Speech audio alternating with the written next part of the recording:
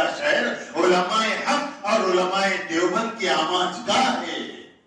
یہ مرکز کے باوجود بھی جب رپورٹیں قادیانیت کے جہاں سے نکلتی ہے مرکز سے البدر اور الفضل جو ان کا سالانہ وہ نکلتا ہے مجلہ، اس میں جو رویداد آتی ہے تو اس میں گلبرگہ اور اطراف کے علاقوں کے تذکرے بھی آتے ہیں. وہ وذکر فإن الذکریٰ تنفع المؤمنین کے تحت آپ حضرات تک پہنچانا، یاد دہانی، یہ مقصد ہے، کوئی بیان نہیں. اور نہ میں اس قابل ہوں آپ کے سامنے کچھ بیان کر سکوں، کچھ بولوں. بہرحال دوپہر کے پروگرام میں ایک بات عرض کر رہا تھا. اس بات سے میں آغاز کیا تھا کہ اللہ تبارک و تعالیٰ نے انسانیت کی ہدایت اور رہبری کے لیے انبیاء اکرام علیہ السلام کا سلسلہ حضرت آدم علیہ السلام سے شروع فرمایا اور اللہ کے آخری نبی سیدنا محمد رسول اللہ صلی اللہ علیہ وسلم پر اس کو مکمل فرما دیا. اب نبوت اللہ نے بند کر دی، نبوت کا دروازہ بند ہوا تو اس دین کی اشاعت اور حفاظت کے لیے اللہ نے نبی کے وارثین کو پیدا کیا. 1400 سال سے آج تک الحمدللہ نبی کا جو دین تھا من وعن، اس دین کو لے کر امت تک پھیلاتے رہے اور قیامت تک یہ سلسلہ چلے گا. اللہ کے نبی علیہ السلام کی اس دنیا میں بحیثیت نبی 23 سال کی زندگی گزری. ان 23 سالوں میں دین کی اشاعت اور حفاظت کے لیے خود اللہ کے نبی اور صحابہ اکرام رضوان اللہ علیہم اجمعین نے بہت قربانیاں دی ہیں، بہت مظالم ڈھائے گئے، بڑے بڑے حالات آئے. خود اللہ کے نبی صلی اللہ علیہ وسلم کا جسم اطہر بھی کئی مرتبہ زخمی ہوا اور صحابہ نے اپنی جانیں پیش کر دی، اپنا خون بہا دیا اس دین کی حفاظت کے لیے، اس لیے کہ نبی آنے والے نہیں ہیں، نبی کے دین کو قیامت تک باقی رہنا ہے. اس دین کی حفاظت کے لیے ان کا گھرانہ دیندار، ان کا خاندان دیندار، ان کی زندگی میں 100% دین ان کو ضرورت نہیں تھی. اس کے باوجود بھی جنگیں ہوئی، قتال ہوا، دین کی حفاظت کے لیے شہادتیں پیش کی کہ امت تک یہ دین نبی کا صحیح پہنچے ہماری شہادت کے ذریعے سے. تو تاریخ میں آپ جائزہ لیں گے احادیث میں حضور اکرم صلی اللہ علیہ وسلم کی حیات مبارکہ میں اور اس کے بعد جو اسلام کی اشاعت اور حفاظت کے لیے جنگیں ہوئی ہیں اس میں 300 صحابہ اکرام کی شہادت ہمیں ملتی ہے. ہو سکتا کچھ زیادہ ہو کم ہو، لیکن ایک اندازہ ہے 300 صحابہ اکرام نے اپنی جانوں کا نذرانہ پیش کیا نبی کے دین کی اشاعت اور حفاظت کے لیے. لیکن نبی کریم علیہ السلام کی زندگی کے آخری ایام میں جب نبوت کا جھوٹے دعوے دار مسیلمہ کذاب کی شکل میں پیدا ہوتا ہے اور وہ دعویٰ کرتا ہے، اللہ کے نبی علیہ السلام بستر علالت پہ ہونے کے باوجود بھی حضرت اسامہ کو ایک لشکر دے کر بھیجتے ہیں کہ جاؤ اور اس فتنے کو ختم کر کے آؤ. حضرت اسامہ رضی اللہ تعالیٰ لشکر لے کر ابھی مدینے کے باہر پڑاؤ ڈالے تھے، اتنا میری اللہ کے نبی دنیا سے رخصت ہو گئے. وہ لشکر واپس آیا، وہ تفصیلی واقعہ ہے، سب آپ جانتے ہیں، بیان کرتے ہیں. لیکن اس کے بعد وہ آئے اور تجہیز و تکوین کے بعد پھر حضرت صدیق اکبر رضی اللہ تعالیٰ عنہ جب مشورے سے خلیفہ بنے تو آپ نے حکم دیا اسامہ جاؤ اپنے مشن پر آؤ. تو صحابہ نے اس وقت فرمایا تھا کہ حضرت ابو بکر سے کہ ابو بکر ابھی تو تدفین ہوئی، تازہ معاملہ، غم کا ماحول ہے نا، ابھی 2-4 دن ان کو ٹھہر جانے دیجیے اس قافلے کو اور اس کے بعد یہ لوگ چلے جائیں گے. ابھی پورا مدینہ کیا پورا عرب سوگوار ہے. صدیق اکبر رضی اللہ تعالیٰ عنہ کے چہرے پہ چمک آئی اور فرمایا کہ جس لشکر کو نبی نے اپنی زندگی میں روانہ کر دیا، ابو بکر کی مجال نہیں ہے کہ اب تھوڑی دیر کے لیے اس لشکر کو روکے، اس لیے کہ یہ دین کی اشاعت اور حفاظت کا نہیں بلکہ نبی کی ناموس کی حفاظت کا مسئلہ ہے، تاج ختم نبوت کی حفاظت کا مسئلہ ہے، اس میں تاخیر نہیں ہو سکتی. وہ لشکر کو روانہ کیا. میرے عزیزو، اسلام کی حفاظت اور اشاعت کے لیے 300 صحابہ شہید ہوئے اور جب تاج ختم نبوت کی حفاظت کا مسئلہ آیا تو 1200 صحابہ شہادت دے کر تاج ختم نبوت کی حفاظت کا فرض ادا کیے. وہ 1200 اس لیے شہید ہوئے، اس لیے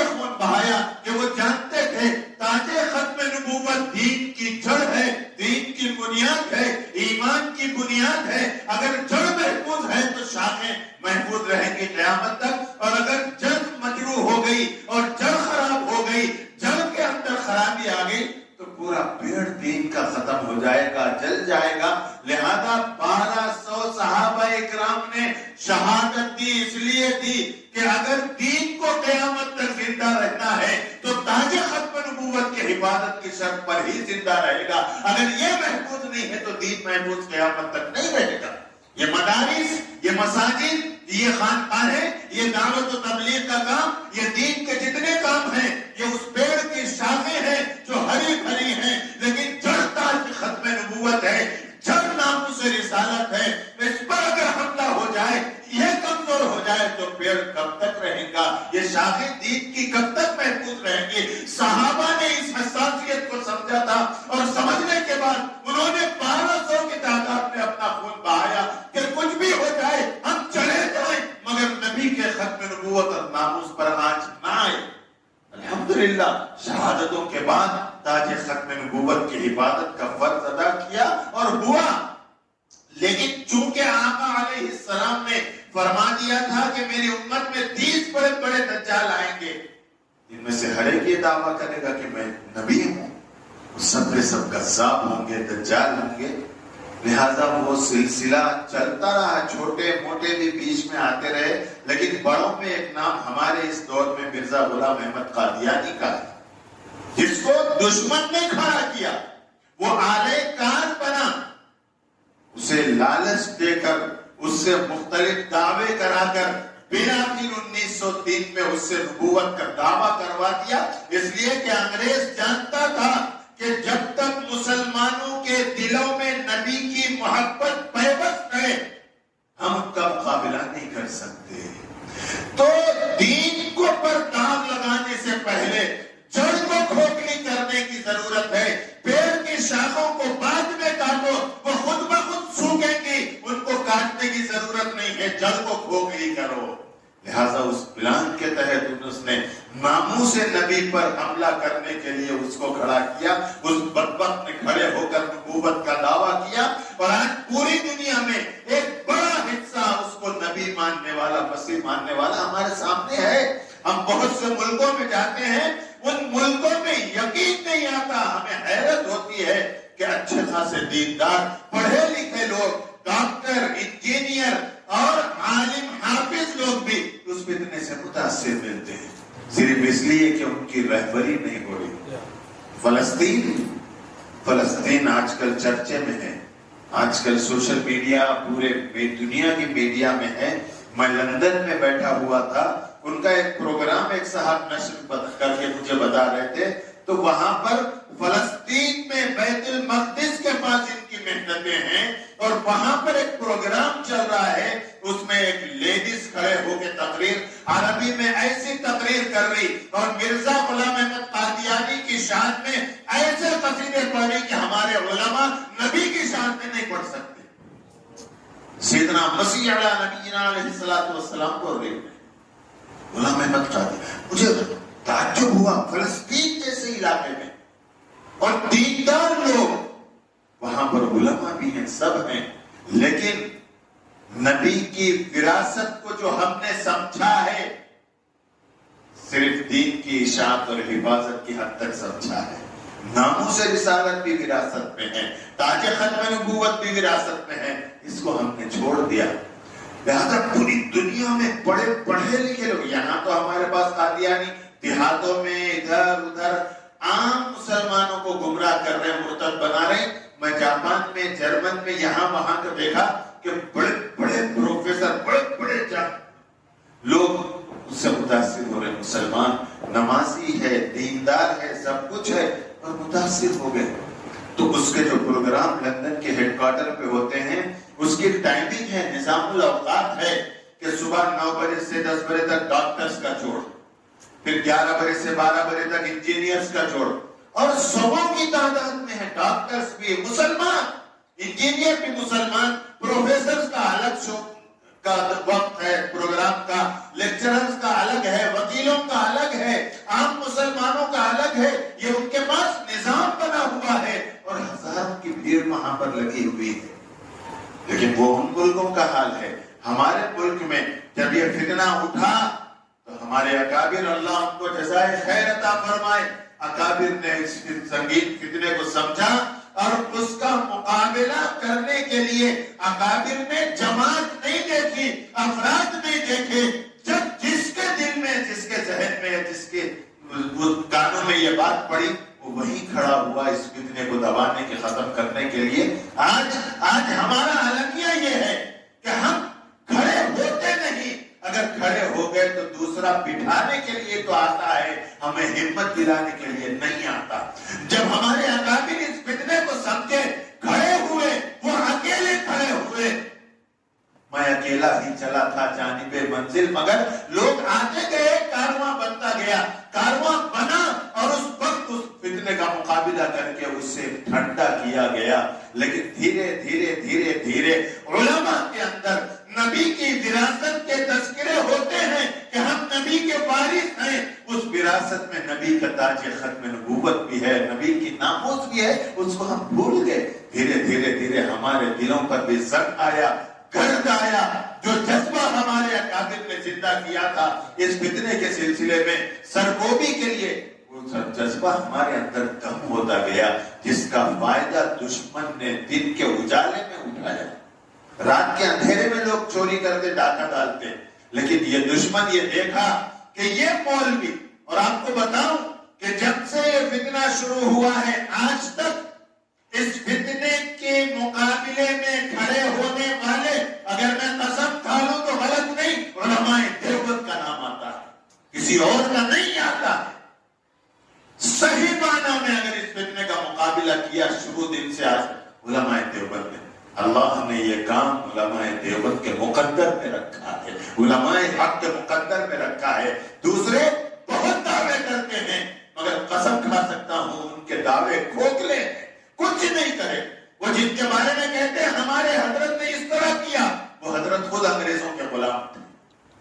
لہٰذا یہ فتنہ اگر دبا ہے کسی زمانے میں کہ ناکام ہوا ہے، علماء دیوبند کے ذریعے اللہ نے ناکام کیا، اور قیامت تک یہ فتنے اس طرح کے امت میں اگر ختم ہوتے رہیں گے تو علماء دیوبند کے ذریعے، اس لیے کہ علماء دیوبند علماء حق، قرآن اور حدیث ان کی زندگیوں میں نظر آتا ہے، جس کی زندگی میں نبی کی سنت، نبی کا کردار، نبی کے اخلاق آئے، نبی کی ناموس کی حفاظت کے لیے اللہ انہیں قبول کرتا ہے۔ لیکن میرے عزیزو، بدقسمتی ہے ہماری کہ آج ہماری تھوڑی سی غفلت والی نیند ہے، وہ ہمیشہ والی نیند نہیں ہے، غفلت والی نیند ہے۔ چیتے کے بارے میں آتا ہے، غفلت کی نیند سوتا، اس غفلت کا دشمن بہت بڑا فائدہ اٹھا رہا جو آج ہمارے سامنے ہے۔ یہی یادگیر ہے حضرت مولانا اسماعیل صاحب کٹکی رحمۃ اللہ علیہ جس وقت تشریف لائے تھے، چند 100 قادیانیوں کا 300-400 قادیانیوں کی تعداد تھی جس وقت مناظرہ ہوا، لیکن اس کے بعد دھیرے دھیرے دھیرے وہ جذبہ ہمارے اندر ٹھنڈا ہونے لگا۔ آج نوبت یہ ہے کہ 7000 قادیانی وہاں پر۔ میں یہ مانتا ہوں کہ یادگیر کی سرزمین میں علماء حق اتنے مہیا نہیں تھے، 1 2 3 علماء، باقی وہ علاقہ بالکل روکھا تھا۔ لیکن میں فخر کے ساتھ کہہ سکتا ہوں کہ بہت سالوں پہلے سے گلبرگہ شہر علماء حق اور علماء دیوبند کی آماجگاہ ہے، یہ مرکز ہے۔ اس کے باوجود بھی جب رپورٹیں قادیانیت کے جہاں سے نکلتی ہے مرکز سے، البدر اور الفضل جو ان کا سالانہ وہ نکلتا ہے مجلہ، اس میں جو رویداد آتی ہے تو اس میں گلبرگہ اور اطراف کے علاقوں کے تذکرے بھی آتے ہیں۔ اس میں یہ کرناٹک کی یہ پوری پٹی کی رویداد، یہاں کو اخبار نہیں مگر لندن میں ہم کو کہیں نہ کہیں وہ ملتا، چونکہ وہاں پر لوگوں میں اتنا اچھمبا پر نہیں ہے، کوئی کسی سے ملا، کوئی کسی سے، کوئی قادیانی کے پاس کوئی مسلمان چلے جاتا مسلمان، اور اس نیت سے جاتے لوگ کہ ان کے پاس کیا ہے نکالنا۔ یہ رویداد میں یہ جب ملتا ہے مجھے کو بہت تعجب ہوتا ہے کہ ٹھیک ہے چلو بھائی یادگیر ایک زمانے تک علماء میسر نہیں آئے یادگیر کو، لیکن گلبرگہ تو علماء کا مرکز اور گہوارہ رہا ہے۔ یہاں کے علماء کے اندر یہ جذبہ کب سے ٹھنڈا ہو گیا؟ ایک صحابی رات کا وقت، عشاء کا وقت ہے، گھر سے نکلے، اندھیرا ہے، جا رہے ہیں، جاتے جاتے ان کے کان میں آواز پڑی ہے کہ یہود اللہ کے نبی صلی اللہ علیہ وسلم کی شان میں گستاخی کر رہی، برابر گالیاں دے رہی، تانے مار رہی، شاعری میں بھی گالی دے رہی، نثر میں بھی گالیاں دے رہی، گالیاں جیسے ان کے کان میں ایک جملہ پڑا گالی دے رہی نبی کو، یہ رک گئے نہیں اور تھوڑی دیر رکے رہے اور وہ مسلسل کافی دیر تک نبی کو گالیاں دیتی رہی، تانے مارتی رہی اور یہ سنتے رہے۔ وہ بولتے بولتے بولتے بولتے بولتے وہ عورت خاموش ہو گئی۔ جب انہوں نے اندر گھر کے اندر جھانکا، وہ عورت اکیلی تھی، وہ دیکھا کہ وہ اب سو گئی، گالیاں دیتے دیتے سو گئی ہے۔ وہ گھر گئے، گھر جا کے تلوار لا کے اس کی گردن اڑا دی۔ اس کے بعد اللہ کے نبی علیہ السلام کی خدمت میں حاضر ہوئے، فرمایا یا رسول اللہ آج ایک کام مجھ سے ہو گیا ہے، وہ غلط ہے یا صحیح ہے فیصلہ میں نہیں، وہ تو آپ کریں گے۔ میں آ رہا تھا آپ کے پاس، وہ ایک یہودیت کو دیکھا، وہ آپ کو برابر گالیاں دے رہی تھی۔ جب گالیاں سنا تو میرا دل گوارا نہیں، میرے خاندان میری نسلوں کو گالیاں دیتی میں برداشت کر لیتا، مگر آقا کو گالی دی میرا ضمیر گوارا نہیں کیا اور میں نے اس کو قتل کر دیا۔ مجرم آپ کے سامنے ہے، جو فیصلہ آپ چاہے کریں۔ آقا مسکرا کر خاموش ہو گئے، اس لیے کہ آقا یہ بتانا چاہتے تھے قیامت تک کہ گستاخ نبی کی ایک سزا سرتن سے جدا، سرتن سے جدا۔ یہ بتانا چاہتے تھے آقا کہ گستاخی دین میں برداشت کی جا سکتی ہے، آقا کی ناموس پر یا تاج ختم نبوت پر گستاخی برداشت نہیں کر سکتے، اس لیے کہ یہ جڑ ہے، یہ بنیاد ہے، یہ کھوکھلی ہو گئی تو دین کی عمارت ڈھہ جائے گی، گر جائے گی۔ لہٰذا میرے عزیزو، میں صرف اس لیے آپ کی خدمت میں حاضر ہوا، مولانا کا حکم تھا کہ بھئی آنا ہے تیرے کو، آیا اس لیے آیا کہ وہ احساس اور وہ جذبہ جو ہمارے اکابر نے ہمیں دیا تھا، وہ جذبہ آج بھرو ہو گیا۔ ہر عالم، میں بہت معذرت کے ساتھ بولتا ہوں، مفتی صاحب سے خاص طور پہ معذرت کرتا ہوں، آج ہر عالم، میرا مدرسہ، میری مسجد، میری خانقاہ، میری تنظیم کا کام یہ سلامت رہے تو بس باعث میں آ رہا ہے، ختم نبوت جا رہا۔ دیوبند میں ایسا ہوا کرتے، قادیانی مسجد بنائی کرتے، ایسا بہت افسوس کی بات ہے، ہمارے عالم کی زبان سے آج یہی نکل رہا، بہت افسوس کی بات ہے۔ آئے قبر میں نبی کا چہرہ سامنے آئیں گے تو ہمیں پہچاننا ہے اور جواب دینا ہے۔ کیا جواب دیں گے؟ علماء سے سوال ہوگا، عوام کا نام، عوام بھولی بھالی ہے، یہ تو علماء ہیں جو امت کے رہبر ہیں، امت کے ہادی ہیں۔ علماء نبی کی وراثت کا دعویٰ کرتے اور ان کو نبی کا وارث مانا جاتا ہے، لیکن یہ ناموس رسالت اور ختم نبوت بھی تو وراثت تھی، اس کو ہم کیوں چھوڑ دیے؟ اس لیے چھوڑ دیے کہ یہ روکھا ملا ہے، یہ سوکھا مسئلہ ہے، اس میں تو تن من دھن لگانا ہے، اور یہاں تو ہم کو بیٹھے بٹھائے آ رہا ہے۔ آج اللہ معاف کرے، مجھے آپ بھی معاف کریں، آج ہماری سوچ یہ ہو گئی، اس سے ہماری غفلت کا فائدہ دشمن اٹھا رہا اور بہت اچھے پیمانے پر، بہت منظم انداز میں اٹھا رہا، پورے کے پورے اتحاد دیکھتے دیکھتے ہمارے ہاتھوں سے نکل کے مرتد بن جانے اور ہم سوائے افسوس کرنے کے کچھ نہیں کر سکتے۔ لہٰذا یہ ذمہ داری ہے ہماری، ہمارے مدرسے، ہماری مسجدیں، ہماری خانقاہیں، دعوت و تبلیغ کا ہمارا کام، ہماری تنظیمیں اللہ کی قسم اس وقت تک محفوظ ہیں جب تک تاج ختم نبوت محفوظ ہے۔ اگر خدا نہ خواستہ اس پر دھبا لگتا ہے، شریعت داغدار ہو جائے گی نبی کی، کچھ نہیں ہو سکتا۔ تو ہمیں اس احساس کو اپنے اندر جگانا ہے کہ جو ہمارے صحابہ نے اور ہمارے اکابر نے جو احساس ہمیں دیا تھا، جس احساس کو جگایا تھا، اور یہ کام قیامت تک علماء کریں گے اور علماء دیوبند کریں گے۔ بہت لوگ دعوے کرتے ہیں، اللہ نے ان کے بس میں نہیں رکھا، اس لیے کہ محبت زبانی ہوتی ہے، قلبی نہیں ہوتی ہے۔ علماء دیوبند کی شان یہ ہے کہ نبی کا کردار، نبی کی سنت، نبی کی شریعت ان کی زندگیوں میں چھلکتی ہے۔ اللہ ایسوں سے کام لیتا ہے اور لے گا انشاءاللہ. صرف ہمارے اندر جذبہ، فکر اور طلب یہ چیز پیدا ہو جائے جو ہمارے اکابر میں تھی. اللہ کرے وہ مزاج ہمارا بنے کہ ہم اپنے کاموں کو کنارے کریں، آگے پیچھے کریں اپنے پروگراموں کو. اس وقت ایک بزرگ ابھی ہم کو دیوبند کے سفر میں فرما رہے تھے کہ اس وقت امت میں سب سے زیادہ اہم اور ضروری کام جو کرنے کا ہے علماء کو، وہ تاج ختم نبوت کی حفاظت ہے. فرمایا مدارس بھی بازو، مساجد، خانقاہیں سب بازو. اس وقت امت کو ارتداد سے بچانا یہ سب سے اہم ذمہ داری علماء کی. لہذا وہ احساس ہمارے اندر جاگ جائے. یہ فتنے کتنے دن کے ہیں، یہ تو ہماری غفلت کا فائدہ اٹھا کے یہاں تک پہنچے. جس دن علاقے کے عالم اور علماء کھڑے ہو جائیں گے، اللہ کی قسم یہ فتنہ جائے گا. یہ جانے کے لیے آیا ہے اور جائے گا، لیکن صرف ہماری اپنی کمزوری کی وجہ سے یہ فتنہ ہمارے سامنے پنپ رہا. اور ہم ساحل کے تماشائی ہر ڈوبنے والے پر افسوس تو کرتے ہیں، امداد نہیں کرتے کا مصداق بن کر افسوس کا اظہار کریں. لہذا ضرورت ہے